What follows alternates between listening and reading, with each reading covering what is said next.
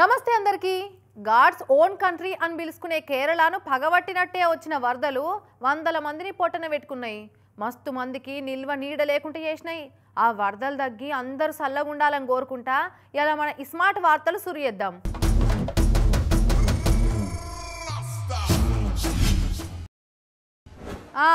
నిన్న అసెంబ్లీలో జోరు లొల్లి నడిచింది కదా, అంత అయిపోయింది. వాళ్ళను వీళ్ళన్నారు, వీళ్ళను వాళ్ళన్నారు అనుకునే టైంలో అక్కల పంచాది ముంగట పడ్డది. మరి అదేంది, ఏం కథను అరుచుకున్నద్దాం పారి. నిన్న అసెంబ్లీలో ఐషికి తైసి అన్నట్టు పంచాది నడిచింది కదా, ఇక ఒగలుకోవలు సురుకులు పెట్టుకున్నారు గట్టిగానే.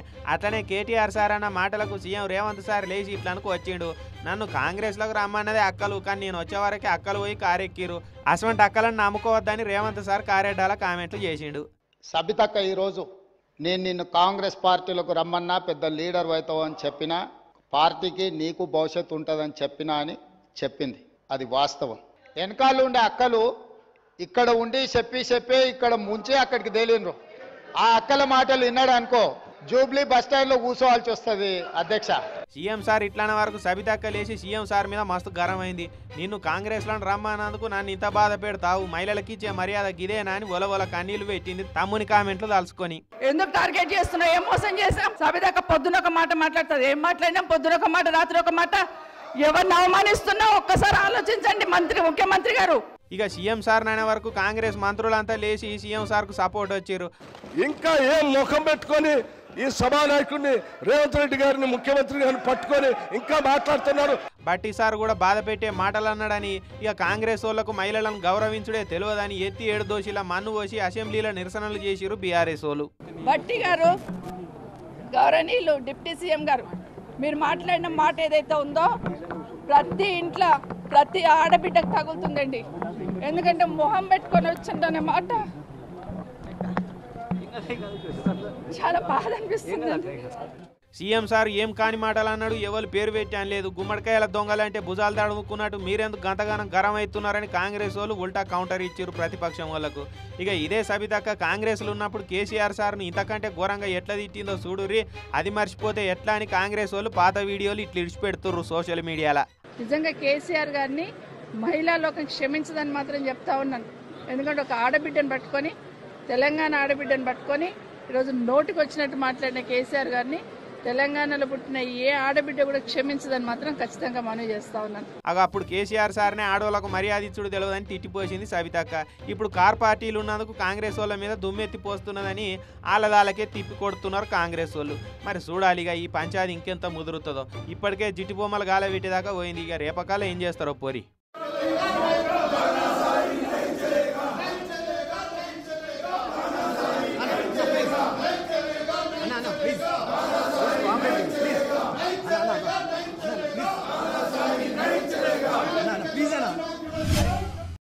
ఎటన్నా జాతరలకు పోయినప్పుడు చిన్నపిల్లలే కానీ పెద్దోళ్ళే కానీ తప్పిపోతుంటారు ఒక్కోసారి. ఇక మైక్ అనౌన్స్మెంట్ కాడికి పోయి పలానా ఆయన తప్పిపోయిండు, మీకోసం గుడికాడ పోలీసోళ్ళ తాన ఎదురు చూస్తుర్రు అని చెప్తుంటారు మైకులా. ఇక అదే ఎటన్నా ఊరికి పోయినప్పుడు జాడ దొరకకపోతే ఎట్లనో గట్లా మందిని అడుక్కుంటా జాడ దొరకబట్టుకుంటా పోతుంటాం. ఇక ఇప్పుడంటే గూగుల్ మ్యాప్స్ వచ్చినాయి, లొకేషన్ పెట్టుకొని సీదా పోతున్నాం. మరి జీవాలకు ఏ లొకేషన్ మ్యాప్లు ఉండవు కదా, పలానా కాడికి ఎట్లా పోవాలి అని ఎవరిని అడుగుతాయి? అవేం లేకుంటేనే జాతరలో తప్పిపోయిన ఓ కుక్క 250 కిలోమీటర్లు నడుచుకుంటా ఇల్లు చేరిందంటే నమ్ముతరాని వల్ల. కర్ణాటక బెలగావి జిల్లా యమగరిని కాడ ఇచ్చంతరాల ముచ్చటైంది. కుంభర్ అనేటైన సాదుకునే కుక్క మహారాష్ట్రలో తప్పిపోతే 250 కిలోమీటర్లు నడుచుకుంటా కర్ణాటకకు వచ్చిందంటే ఎంత తెలివి కల కుక్కను చూడురి. కుంభర్ అనేటైన మహారాజా పేరు పెట్టి నల్ల కుక్కను అల్లారు ముద్దుగా సాదుకుంటున్నాడట. ఆయనకేమో జర భక్తి ఎక్కువ, పాదయాత్రలు చేసుకుంటా గుళ్ళు తిరుగుతుంటాడట. అట్లా పాదయాత్రల మహారాజా కుక్కను కూడా ఎంట తీసుకొని మహారాష్ట్ర పోయిండట. మొన్న జూలైలో మహారాష్ట్ర మహాబలేశ్వర్ దగ్గర ఉన్న జ్యోతిబా విఠోబా గుళ్ళకు పాదయాత్ర చేసుకుంటే ఈ కుక్కను తీసుకొని పోయిండట. అట్లా విఠోబా గుడికాడికి పోయినప్పుడు జూలై 14 తారీఖు నాడు మందిలో ఈ కుక్క తప్పిపోయిందట. ఇక ఆడ మహారాజా కోసం మస్తు ఎంకులాడిండట. ఎవలో ఉండి వేరే కుక్కలతోటి కలిసిపోగా చూసినామని చెప్తే అదే నిజం అనుకొని ఆయన చిన్న పోయి ఇంటికి వచ్చిండట. సీన్ కడి చేస్తే ఇక నిన్న చూసే వరకు కుక్క ఇంటికి వచ్చి ముద్దుగా ఆడుకున్నాడు చూసి పరిశాన్ అయిపోయిండట. మహారాష్ట్ర నుంచి ఈడిదాకా 250 కిలోమీటర్లు నడిచి వచ్చిన మహారాజా ఎంత గట్టినివిరా నువ్వు అని ముద్దు చేసి ఆ కుక్క చూపిన విశ్వాసాన్ని ధైర్యాన్ని మెచ్చుకొని పూలదండేసి సన్మానం చేసిరు ఊరోళ్ళు.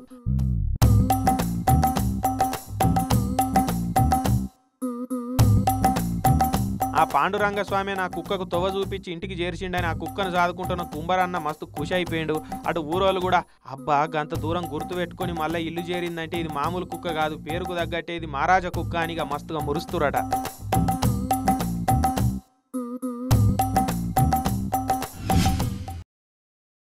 ఏందో ఒత్తే అతివృష్టి లేకుంటే అనావృష్టి అన్నట్టే ఉన్నది వల్ల ఈ వాడలను చూస్తుంటే. మొన్నటిదాకా ఉత్తరం బాజుకు ఎట్లా ఎండలు కొట్టినాయి ఏం కథ, ఒక్కో జాగల 50 డిగ్రీల వరకు కూడా పోయింది. పిట్టలేక రాలిపోయిన వాళ్ళ జనాలు. అసోంటిది ఇప్పుడు యూపీలో కూడా వరద బీభత్సం ఎట్లుందో చూసిరా పోర్రి.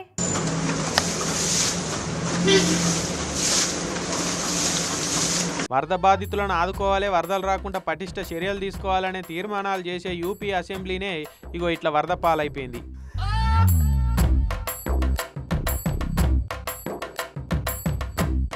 సిటీలో వరద బాధితులకు సాయం చేసి వరద తాకిడి నుంచి జనాలను రక్షించే మున్సిపల్ ఆఫీస్ కుదనం చూడురు ఎట్లున్నదో. బకెట్లతోటి అర్రాలకు వచ్చిన నీళ్లను ఎత్తిపార పోసిర్రు లక్నో మున్సిపల్ హెడ్ ఆఫీస్లో పనిచేసేటోళ్ళు.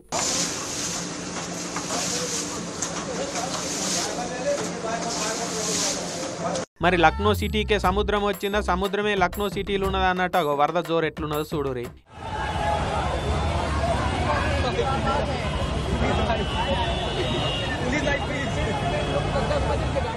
ఇల్లుగాలు ఒకడే ఏడుస్తుంటే సుట్టంటూ పెట్ట నిప్పడిగినట్టు ఇగో గంత వరద వచ్చి సిటీ అంతా ఆగమైతుంటాగో శీతోపోరలు చూడురు ఏం చేస్తురో.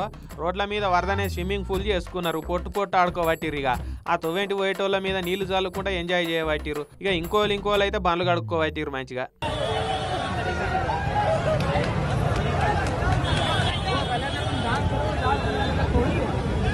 ఇక అక్కడి ప్రతిపక్షం వాళ్ళు వరదలు చూసి యోగీజీని ఎక్కిరియబట్టిరు. సీఎం గారు మంది మీదకి బుల్డోజర్లు వంపుడు కాదు, ముందుగా అసెంబ్లీలకు వరద రాకుండా చూసుకోరని సురుకులు అంటే పట్టిరు. మనకానే కాదు యమకింకరుణ్లు ఎక్కువంటే కిమ్ము పాలించే నార్త్ కొరియాలో కూడా వరదలు బీభత్సం చేస్తున్నాయి. వరద బాధిత ప్రాంతాలను చూసేందుకు పడవలు పోయింది ఇట్లా కిమ్ము కాక.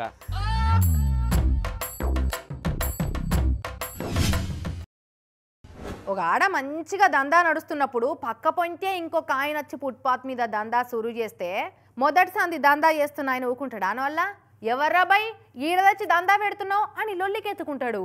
ఇక అడ్డ మీద ఉన్న ఆటో ఆయన మందయ్యేదాకా చూస్తుంటే నడిమిట్లు వచ్చిన ఇంకో ఆట ఆయనే ఒక ప్యాసింజర్ని ఎక్కించుకొని పోతే అడ్డ మీద ఉన్న వాళ్ళు ఊకుంటారా? ఎవర్రా నువ్వు అని జవడం పెట్టుకుంటారు. శంషాబాద్ ఎయిర్పోర్ట్ల క్యాబుల కథ కూడా గట్నే ఉన్నదట.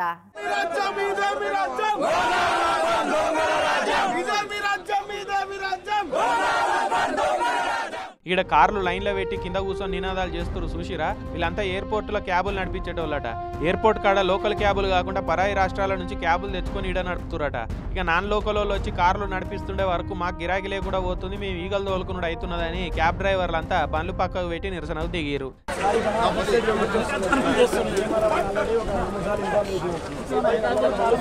తెలంగాణ రిజిస్ట్రేషన్ ఉన్న క్యాబులు తప్ప వేరే రాష్ట్రాల క్యాబులు ఎయిర్పోర్ట్లో అసలే నడపొద్దని జిద్దు చేసిరు.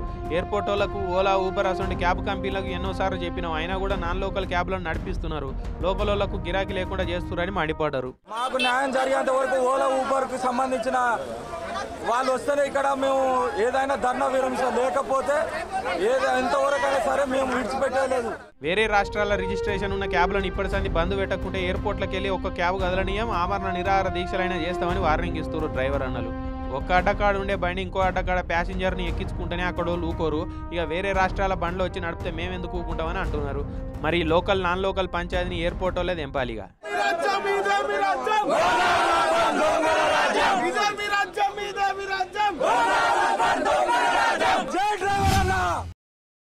మన దేశంలో ఓట్లైన ప్రతిసారి ఓడినోళ్ళంతా ఏమంటున్నారు? బ్యాలెట్లయితే మేము కూడా గెలిచేటోళ్ళం, ఈవీఎంలు హ్యాకులు చేసి గెలిచిండ్రు అని గెలిచిన వాళ్ళని దెప్పి పొడుస్తుంటారు. కానీ నైతిక విజయం మాదే అని జబ్బజరుచుకుంటారు. అసలుకైతే ఈ నైతిక విజయాలు నీతి చంద్రికలు ఏమన్నా పనిచేస్తాయా? ఉప్పసకు చెప్పుకున్నాడు తప్ప ఉపయోగం ఏం ఉండదు.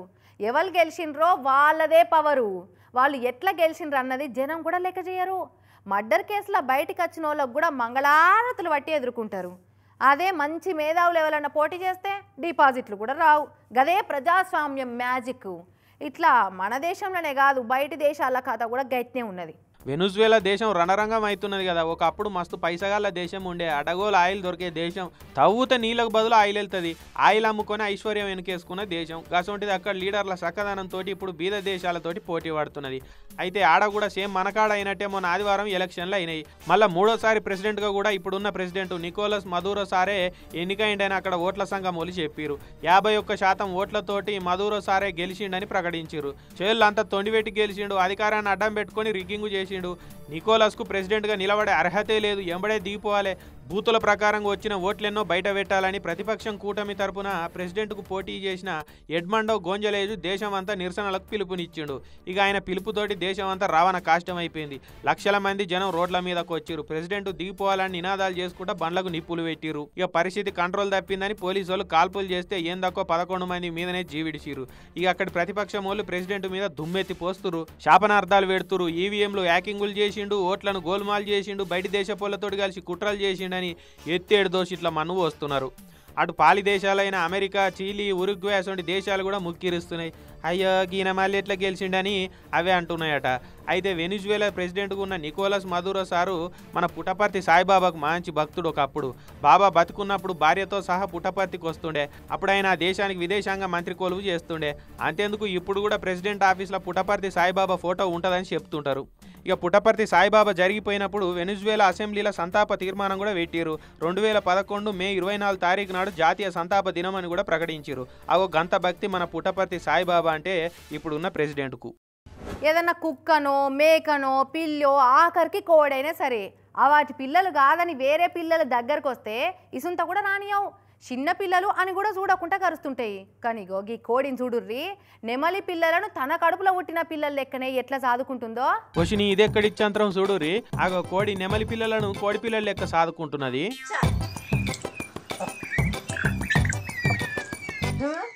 అయితే అల్లూరి ఏజెన్సీ ఏరియాలుండే ఓ గిరిజనుడు అడవిలోకి పోతే నెమలి గుడ్లు కనిపించినాయట. ఇక వాటిని చూడగానే మంచిగా ఉన్నాయి కదా అని ఇంటికి తెచ్చి కోడికి పొదిగేసిండట. అవి చూస్తే గిట్ల నెమలి పిల్లలు అయినాయి. ఇక అవి పెద్దగా అవుతుంటే వాటి రూపం మారుతున్నా కూడా కోడి ఏం బొడవకుంటేనే దగ్గర తీసుడు చూసి ఆ గిరిజన అన్న ఖుషి అవుతున్నాడు. మరి అడవి చట్టాల ప్రకారం నెమలను పెంచుడు కూడా తప్పే అంటారు. జాతీయ పక్షి కాబట్టి జర జాగ్రత్త ఉండాలి అన్ను, లేకుంటే ఎడమడం అవుతుంది మళ్ళా.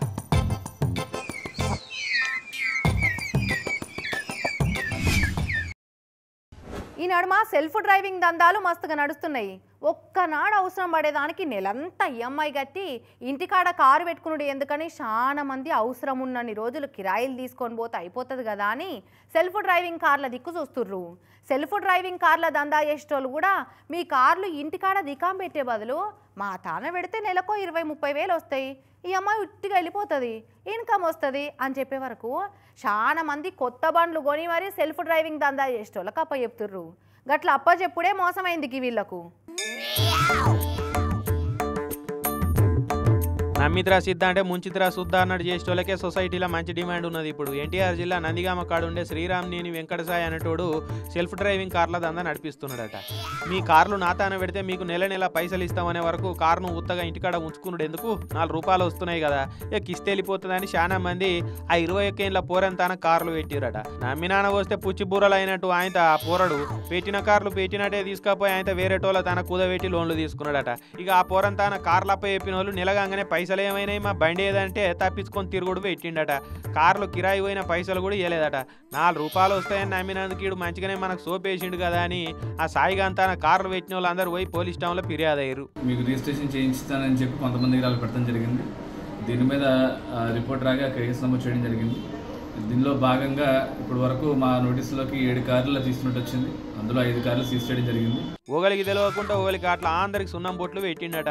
21 ఏళ్ళ వయసులోనే వీడు ఇంత ముదిరిండంటే పోరాడు ఎంత కన్యంగాడు ఉన్నాడని ఇక తిట్టుకోబట్టిరు బాధితులంతా. ఇక బాధితుల ఫిర్యాదుతోటి పోలీసు వాళ్ళు కుదబెట్టిన 5 కార్లను రికవరీ చేసిరట. ఇక పోలీస్ కేసు అయిందన్న సంగతి తెలవంగానే ఆ పోరడు వాళ్ళయ్య ఇల్లిడిచి పరారయ్యారట. అయ్యగొడుకులు ఇద్దరి కోసం పోలీసు వాళ్ళు ఎంకులాడుతారట. చూసిరు కదా ఎట్లున్నారో బద్మాషోళ్ళు. మొన్న నడమ హైదరాబాద్లో ఉండే సెల్ఫ్ డ్రైవింగ్ దందా చేసేటోళ్ళు ఏం కథ చేసిరో చూసినాం. ఇప్పుడు ఈ కథ అయింది. జర సెల్ఫ్ డ్రైవింగ్లోకి బండ్లు ఇచ్చేటప్పుడు పెద్ద కంపెనీలు అయితే నమ్మేటట్టు ఉంటుంది, కానీ ఇట్లా జాడపత్త లేని పకోడిగాల చేతిలో బండ్లు పెడుతున్నప్పుడు పైలం బండికి బండి పోతుంది, బోనస్గా బాధలు కూడా పడాల్సి వస్తుంది. చూసుకోరిగా.